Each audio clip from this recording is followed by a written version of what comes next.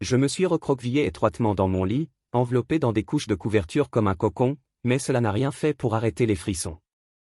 Ma tête me martelait, ma gorge était irritée et brûlante, comme si j'avais avalé une gorgée de gravier. Dehors, le vent hurlait avec ce froid profond qui ne s'approchait que de l'océan.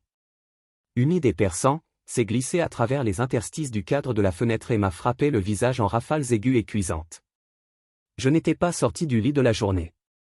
Même chercher une gorgée d'eau était comme un effort de tout le corps, des bras tremblants, des mains tremblantes, une toux qui me traversait comme des clous détachés dans une boîte de conserve.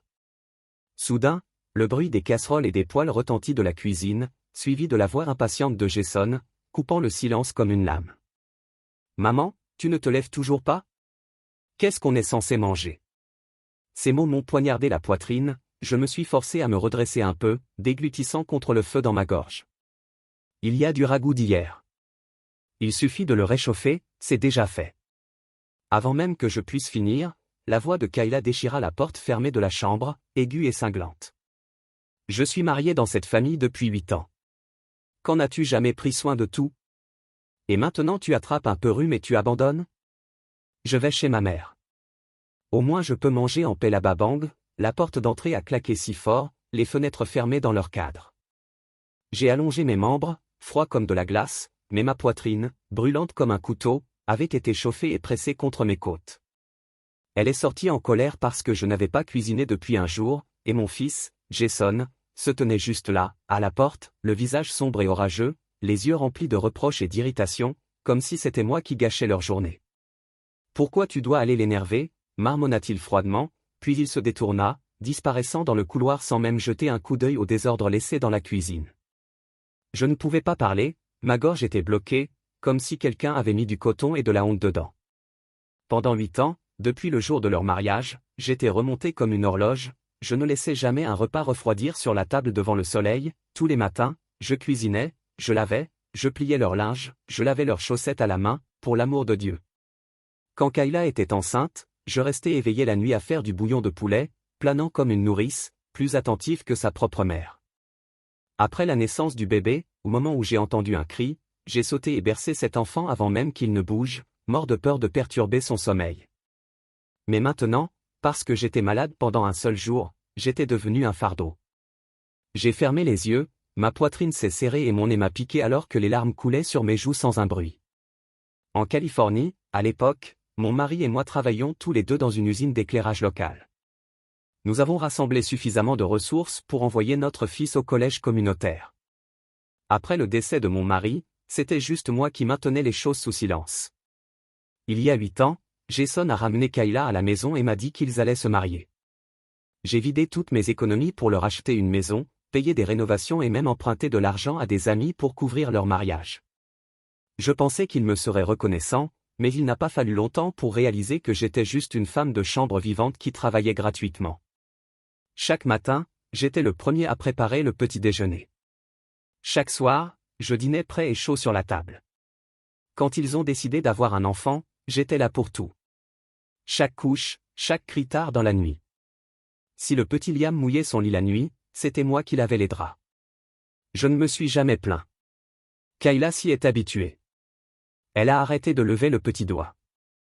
Elle ne lavait même plus ses propres vêtements, les jetait simplement dans le panier à linge et s'attendait à ce qu'ils paraissent comme par magie propres et pliés. Jason ne lui a jamais dit un mot. Je suppose que c'était ce que les mamans étaient censées faire, et j'ai essayé de repousser, de parler. Je me souviens qu'une nuit d'hiver, Liam avait une forte fièvre. Je l'ai porté à l'oreille et je suis resté là toute la nuit, tenant sa petite main en sueur pendant que les machines bipaient et bourdonnaient. Quand nous sommes finalement rentrés à la maison le matin, je me suis effondré sur le canapé, le manteau était toujours en place et je me suis endormi. Quand je me suis réveillé, Kayla se tenait dans le salon avec un regard à faire craquer la pierre. « Sérieusement, maman, tu n'as pas fait le ménage. Regarde cet endroit. Quel désastre !» Elle a pointé son doigt vers quelques emballages de collation vides sur la table basse, comme si je venais de lui gâcher la vie. Ma gorge se serra. Ai-je expliqué à peine au-dessus d'un murmure. J'y ai emmené Liam hier soir. J'étais tout simplement trop épuisé. Peut-être qu'il est temps que tu m'aides un peu aussi. Elle roula des yeux et eut un rire amer. Oh s'il te plaît, nous travaillons toute la journée. Si nous arrêtions tous de faire des choses simplement parce que nous étions fatigués, nous ne mangerions jamais, n'est-ce pas? Et sur ce, elle m'a lancé un regard noir et est retournée en trompe dans sa chambre, claquant la porte derrière elle. J'ai serré les dents si fort que j'ai eu mal à la mâchoire. Mes poings étaient si serrés que mes ongles s'enfonçaient dans mes paumes. Mais à la fin je n'ai pas discuté, je me suis simplement levé et j'ai commencé à ramasser les déchets. Ce jour-là, j'ai appris à fermer la bouche, à tout avaler et à me taire. Mais aujourd'hui, je n'en pouvais plus. J'avais de la fièvre. Ma gorge était comme du fil de fer barbelé, tout mon corps était douloureux, comme si on m'avait sonné. Je voulais juste un jour, juste un, pour me reposer, et même ça, c'était trop demandé. La maison était devenue silencieuse, le genre de calme qui bourdonne de ressentiment. Je pouvais encore entendre l'écho de Kayla claquant la porte d'entrée. La voix de Jason, froide et coupée, résonnait toujours à mes oreilles. Chaque mot me faisait l'effet d'une lame glissant sous mes côtes.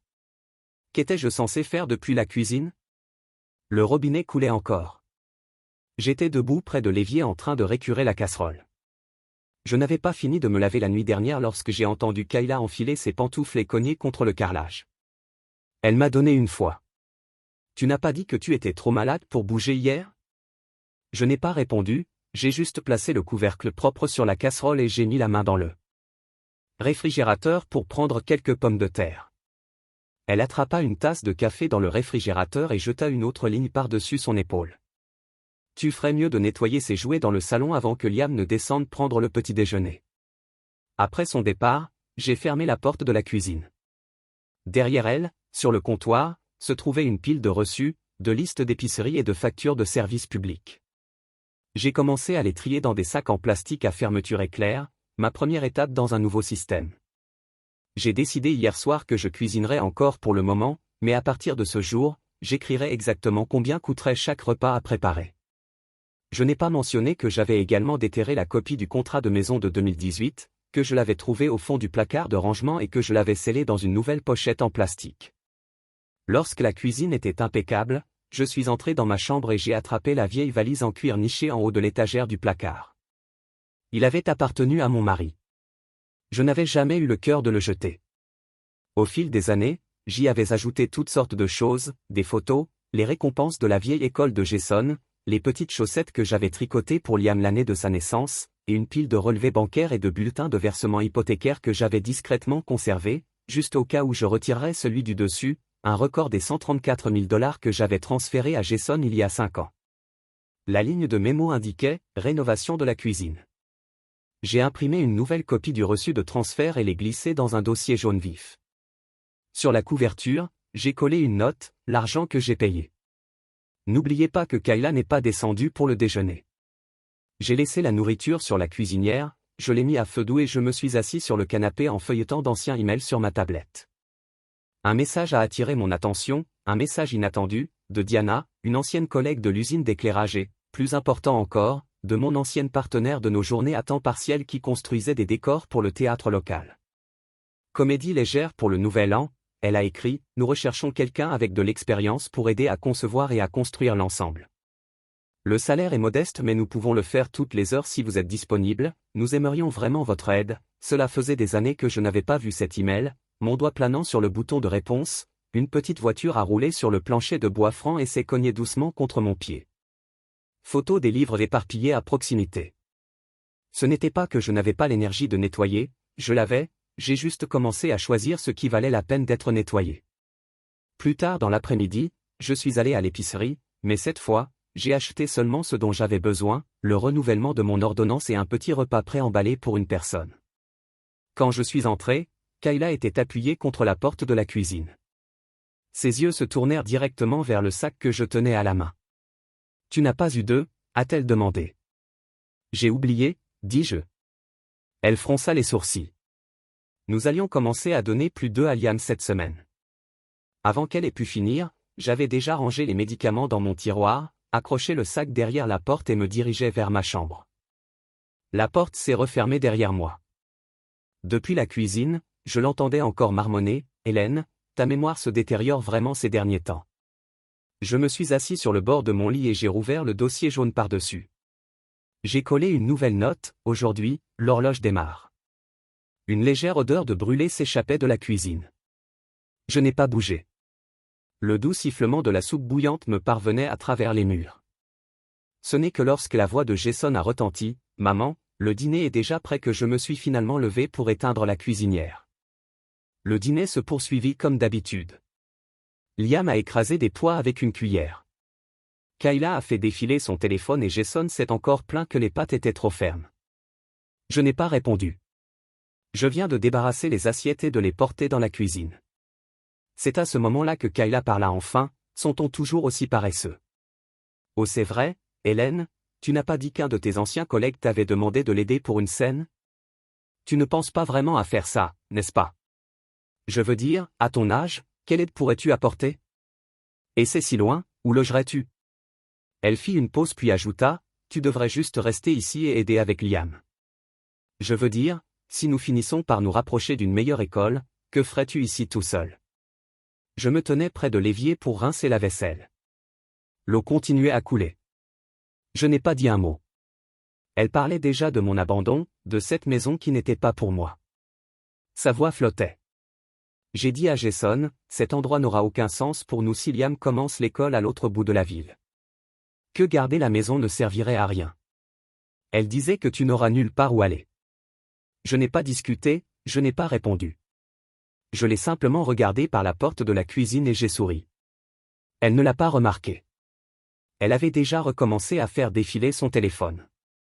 Elle ne savait pas que j'avais déjà répondu à l'email de Diana la veille de mon arrivée.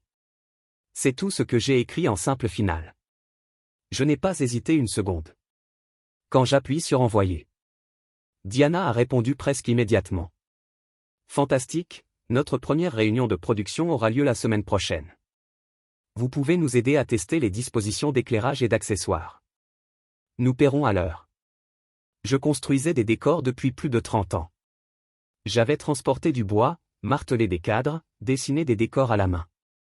Il n'y avait pas une seule personne dans ce théâtre qui dirait qu'Hélène ne pouvait pas supporter ça. Mais je n'avais pas l'intention d'expliquer tout cela à Kayla. Il n'avait pas besoin de savoir de quoi j'étais encore capable. Elle avait juste besoin de se réveiller un matin, de se rendre compte que la maison était calme et de se demander, où est passée Hélène?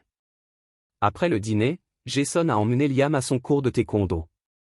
Kayla est restée sur le canapé en parcourant son téléphone. Au milieu d'une vidéo, elle a soudainement levé les yeux, « Hélène. Et, je me demandais si je pouvais te demander une petite faveur. » J'ai émis un bourdonnement sans engagement. Il a tâté le terrain. J'en ai un peu. Je me retrouve avec des copines demain. Pourrais-tu venir chercher Liam à l'école? J'ai demandé à Jason. Mais il y a une urgence au travail et il ne peut pas s'en sortir. Je déchargeais le lave-vaisselle, séchant chaque assiette avec un chiffon propre. Bien sûr, j'ai dit simplement. Elle expira de soulagement, super, merci. Je suis entré dans le salon et j'ai sorti quelques emballages de collations froissés entre les coussins du canapé et les ai jetés à la poubelle. Tu es plutôt minutieux, je te l'accorde, dit-elle à moitié distraite. Je me suis tourné vers elle et j'ai souri, ouais, je me souviens de plus que tu ne le penses. Elle cligna des yeux, confuse par le commentaire, mais je n'ai pas développé. Ce qu'elle ne savait pas, c'est que je n'avais cessé de suivre, chaque réapprovisionnement d'épicerie, chaque dollar dépensé, le nom complet du compte bancaire de Jason. À chaque fois, Kayla me donnait quelque chose dont je devais m'occuper très rapidement. Même le colis qu'elle m'avait demandé de poster la semaine dernière, je l'avais pris en photo, la destinataire était sa sœur, mais le nom de l'expéditeur est le mien. Je ne lui ai pas demandé pourquoi. J'ai simplement commencé à récupérer tout ce qui avait été déposé, signé ou emprunté sous mon nom. Ces jours-ci, chaque fois qu'elle me demandait de lui rendre service, je souriais et hochais la tête, et chaque fois qu'elle supposait que je n'avais pas d'autre choix, je m'assurais que la clé de la porte était dans ma poche. Elle pensait que je n'avais nulle part où aller, mais ce qu'elle ne réalisait pas, c'est que j'étais déjà allé plus loin qu'elle ne pouvait l'imaginer. Le lendemain matin, alors que Kayla prenait un brunch avec des amis et que Jason était au bureau, j'ai enfilé une paire de chaussures de marche usées, j'ai mis un fourre-tout en toile sur mon épaule et je suis sorti tranquillement par la porte. Le théâtre m'avait invité à assister à une répétition ce jour-là pour avoir une idée de l'espace. Les matins d'hiver à Santa Clara étaient toujours humides et froids, le genre de froid qui vous enveloppait le cou et vous faisait marcher un peu plus vite. J'ai courbé mes épaules contre lui et me suis dirigé vers le centre communautaire. Une banderole décolorée accrochée à l'entrée principale, projet de renaissance du théâtre, reconstruire ensemble. Diana attendait déjà dehors quand elle m'a vu. Ses bras s'ouvrirent grands. Hélène, tu n'as pas changé du tout. J'ai souri. Oh, j'ai changé. Mon esprit est plus clair. Mes mains pourraient être plus lentes. Elle a ri et m'a conduit à l'intérieur, discutant pendant que nous avancions, soulignant les zones de scène, les appareils d'éclairage, les enfants au visage frais qui géraient les accessoires. Ce dont nous avons réellement besoin, dit-elle, c'est de quelqu'un qui sache quoi chercher, qui sache quand serrer un boulon avant qu'il ne grince ou quand ajouter une deuxième couche de ruban adhésif, même si la première semble en bon état. J'ai lentement hoché la tête, mes yeux balayant les cadres en bois et les appartements peints, des structures aussi familières que mes propres tiroirs de cuisine. Non, ce n'était pas la cuisine dans laquelle j'avais passé la dernière décennie à faire la vaisselle et à préparer des repas sans merci, mais je savais comment maintenir cet espace stable, tout comme j'avais soutenu cette maison pendant des années seule, avec des mains qui ne la laissaient jamais tomber. Quand je suis rentré à midi, la maison était vide. J'ai déballé les courses que j'avais récupérées sur le chemin du retour, rien de grand-chose, juste quelques légumes, et j'ai soigneusement classé les reçus dans les dossiers en plastique étiquetés que j'avais préparés à l'avance. J'ai noté des notes sur la façon dont je prévois d'utiliser chaque élément. Puis j'ai allumé l'ordinateur portable et créé une nouvelle feuille de calcul. Journal des dépenses informelles du ménage Walker. Le dossier privé était le nom du dossier. J'ai commencé à saisir tout ce que j'avais documenté jusqu'à présent, le colis de Kayla que j'ai envoyé pour elle, la demande d'aide de Jason pour commander de nouvelles baskets, ainsi que la taille et le lien du produit, le dernier réapprovisionnement du réfrigérateur, y compris la date et la liste complète des articles. Chaque lien était soutenu par une capture d'écran. Chaque faveur occasionnelle était accompagnée d'un horodatage. Ce n'était pas de la colère, ce n'était pas du ressentiment. C'était un compte-rendu de travail, complet, précis et le mien. Après le dîner, je faisais la vaisselle. Kayla a fini de manger, a jeté la dernière cuillerée de soupe au poulet dans l'évier et est partie sans même me regarder. Tout en s'essuyant les mains, elle lança une remarque désinvolte par-dessus son épaule, « Alors tu n'as vraiment pas trouvé d'œufs ou tu as juste oublié ?» J'ai séché le couvercle d'une casserole. Le magasin où je suis allé était fermé. J'ai gardé le reçu. C'est écrit là-dessus. Elle n'a pas répondu, mais je l'ai entendu, ce petit soupçon de doute dans sa voix. Plus tard dans la nuit, après que Liam se soit endormi, je me suis assis à la table à manger, l'ordinateur portable à nouveau ouvert. J'ai verrouillé les reçus de la journée ligne par ligne, déjeuner, poitrine de poulet et purée de pois, ingrédients, 15 et 20 $. Juste au moment où j'appuyais sur Entrée, Kayla descendit les escaliers. Ses pas étaient inhabituellement légers, comme si elle ne voulait pas se faire remarquer. Elle resta un moment derrière moi avant de finalement parler, « Tu as enregistré tout ça, pourquoi ?» Je ne me suis pas retourné, j'ai simplement tendu la main et fermé la fenêtre pour me protéger du froid. « Je veux juste que les choses soient claires, » dis-je. Elle prit une profonde inspiration, la voix montant. « Est-ce que tu surveilles si nous tenons un compte ? Tu penses que nous te devons quelque chose maintenant ? » Je l'ai regardé calmement. « Je ne te surveille pas, je surveille ce que j'ai fait. » Elle se tenait là, les yeux fixés sur l'écran lumineux. « Tu gardes ça, juste au cas où, n'est-ce pas ?» dit-elle d'un ton plus froid maintenant au cas où un jour tu en aurais besoin. Je n'ai rien dit. Elle laissa échapper un rire amer et se tourna vers les escaliers. Le ruisseau du vieux bois résonnait dans la maison tranquille comme un coup de semonce. J'ai verrouillé le document avec un mot de passe et fermé l'ordinateur portable. Mes doigts restèrent sur le bord de la table pendant quelques secondes avant de s'éloigner lentement. Le lendemain, après le déjeuner, j'ai essuyé le comptoir de la cuisine. Kayla était affalée sur le canapé, son téléphone à la main, en train de grignoter des chips tout en discutant avec un ami sur haut-parleur. Elle se comporte si bizarrement ces derniers temps, tient des registres, prend des photos et enregistre même du son. Tu penses qu'elle envisage de nous poursuivre en justice ou quelque chose comme ça? Dieu. J'ai fait un commentaire sur son avare et elle s'est retournée. Elle rit doucement et amusée comme si elle racontait un drôle. De petits malentendus à la table à manger. J'ai fini de recopier la liste de courses du jour, puis je me suis levé et me suis dirigé vers la cuisine pour faire mariner du bœuf. Derrière moi, elle a crié, « Hélène, assure-toi de cuisiner suffisamment de steak ce soir. Jason adore ça. Et ne salez pas les œufs cette fois. » Liam a dit qu'ils étaient trop salés. D'accord, répondis-je doucement. Juste à ce moment-là, Jason descendit les escaliers en feuilletant son portefeuille. « Maman, tu as pris ma carte de crédit. » Je n'ai pas répondu à cette question. J'ai levé les yeux et j'ai demandé d'un ton égal, « La dernière fois que tu as utilisé cette carte, c'était la mienne, n'est-ce pas? Tu l'as utilisée pour acheter à Liam cette nouvelle manette de jeu, n'est-ce pas? » Il s'arrêta, pris au dépourvu et pour une fois il n'avait rien à dire. Je suis entré dans la cuisine et j'ai ouvert le réfrigérateur, sortant le bœuf mariné la veille. Juste au moment où je me tournais vers l'évier pour le rincer, Kayla se leva du canapé et jeta un sac de linge sale sur la chaise derrière moi. « Hélène, tu pourrais jeter ça avec la lessive. Nous partons bientôt. » J'ai regardé le sac pendant quelques secondes, puis je me suis tourné vers l'évier. L'eau bouillait déjà. La vapeur a embué mes lunettes. Je les ai retirées et essuyé les lentilles avec le bord de ma manche. Puis elle a ajouté, « Au fait, as-tu été un peu maussade ces derniers temps? » Jason dit, « Vous avez à peine parlé. Écoutez, nous comprenons que vous êtes fatigué, mais si vous ne faites pas ces choses, qui le fera? » Jason se tenait toujours près de la porte de la salle à manger et feuilletait son téléphone. « Ouais, maman, ne rends pas tout si émouvant. Ce n'est pas une entreprise. Personne ne demande des rapports détaillés. » J'ai continué à essuyer mes lunettes plus lentement. « Maintenant, maman, qu'est-ce que tu fais? » demanda Kayla avec une pointe d'agacement dans sa voix. Je n'ai pas répondu. Le pot m'a glissé des mains et s'est écrasé dans l'évier. De l'eau bouillante en fit tomber quelques gouttes, atterrissant sur sa nouvelle robe. Elle recula d'un bond, son expression se tordant instantanément. « Tu as fait ça exprès? » Je l'ai regardé, j'ai vraiment regardé. « Kayla, j'ai dit doucement, t'es-tu déjà venu à l'esprit que ce pot, peut-être que ce n'était peut-être jamais à moi de le laver en premier lieu? » Elle s'est figée. Le front de Jason se plissa. « Qu'est-ce que ça veut dire, maman? » J'ai posé le tissu, ma voix même. « Je veux dire. Tu manges sans dire merci. Vous mettez des factures et des achats à mon nom. Maintenant tu me jettes des pots sales comme si c'était juste mon travail. J'ai cuisiné plus de repas, lavé plus de vêtements et payé plus de choses au cours de ces 8 années que vous deux, mais je ne suis pas votre servante. » Kayla ouvrit la bouche.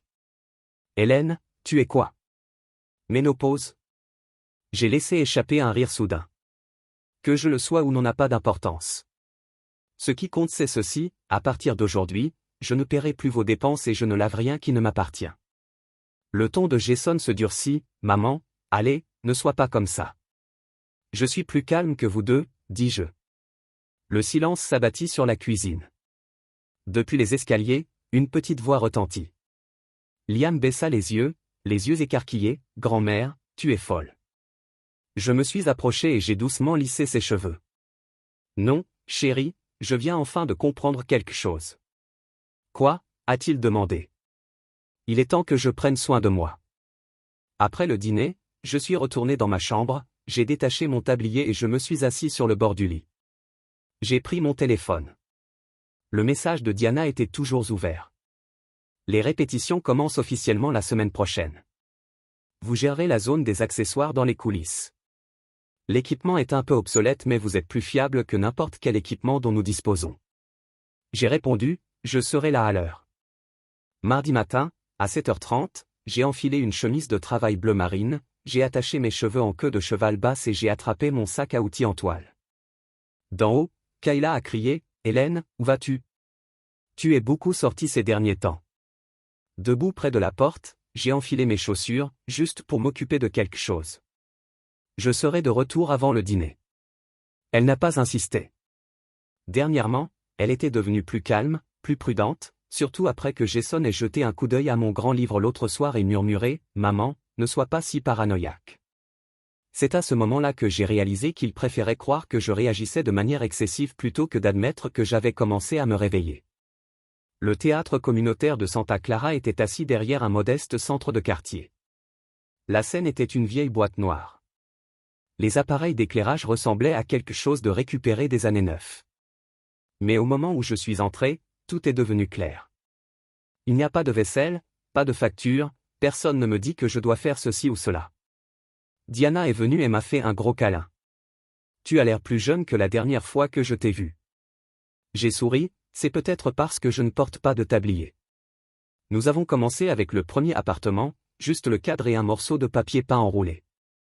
J'ai scellé le bord avec du ruban adhésif pendant qu'un des plus jeunes assistants fouillait à proximité. Il m'a regardé travailler.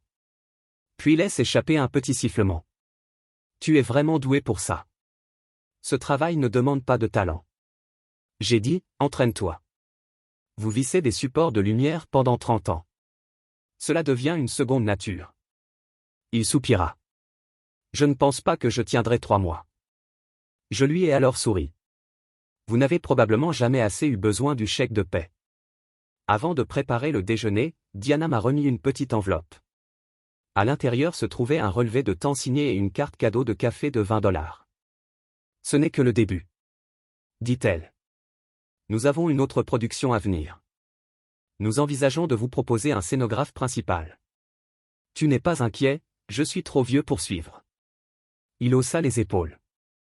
Je m'inquiète davantage pour les gens qui ne se présentent pas. Si vous vous présentez, je vais vous donner une chance.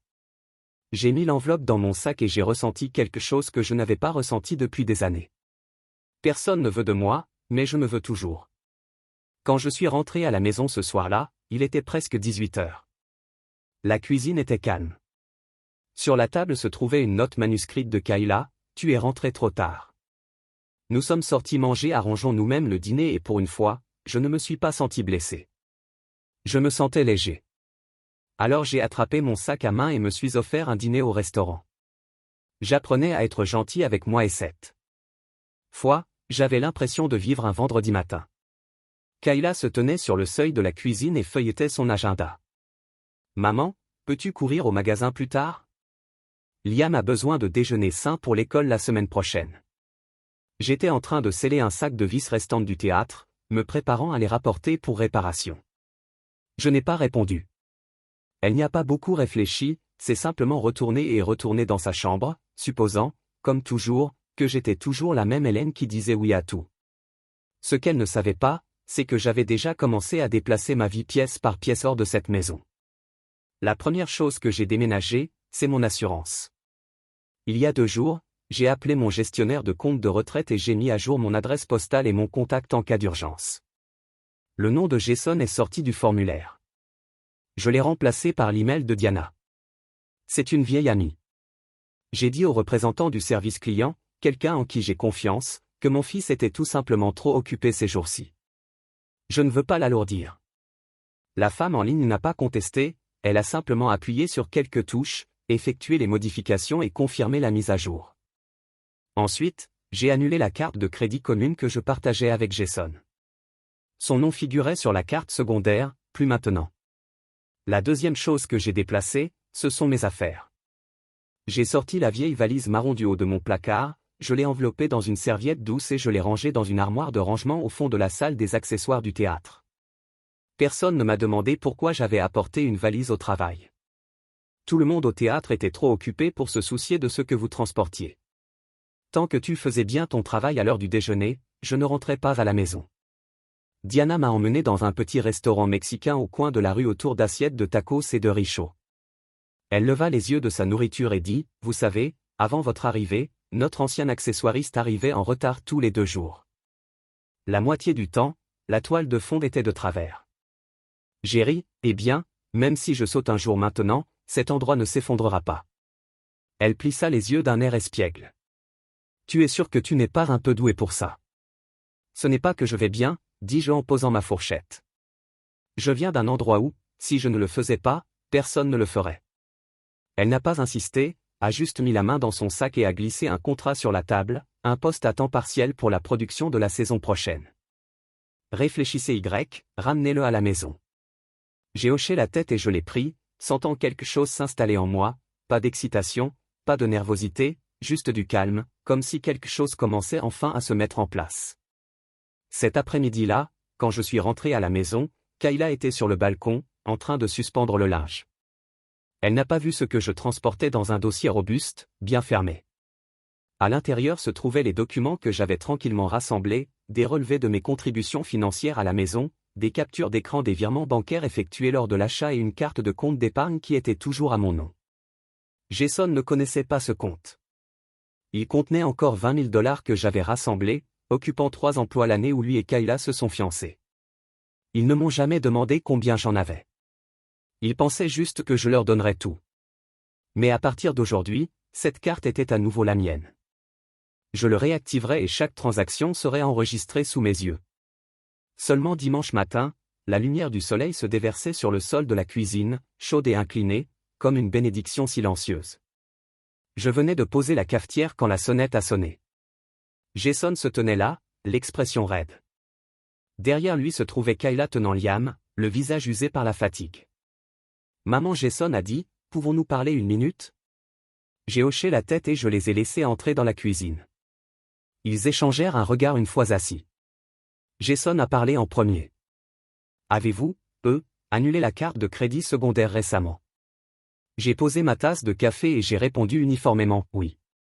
Je ne voulais plus que ce soit lié à mon nom. Le visage de Kayla se crispa immédiatement. Hélène, tu ne nous l'as même pas dit. Nous avons essayé de payer hier et la carte a été refusée. Je l'ai regardé directement. Ce n'est pas mon problème. Le silence s'installa comme un épais brouillard. Jason a essayé de l'arranger. Nous ne sommes pas en colère, nous juste. S'il se passe quelque chose, on pourrait peut-être en parler. Oh, il se passe quelque chose, dis-je, toujours aussi calme. Cette maison, j'en ai payé la plus grande partie.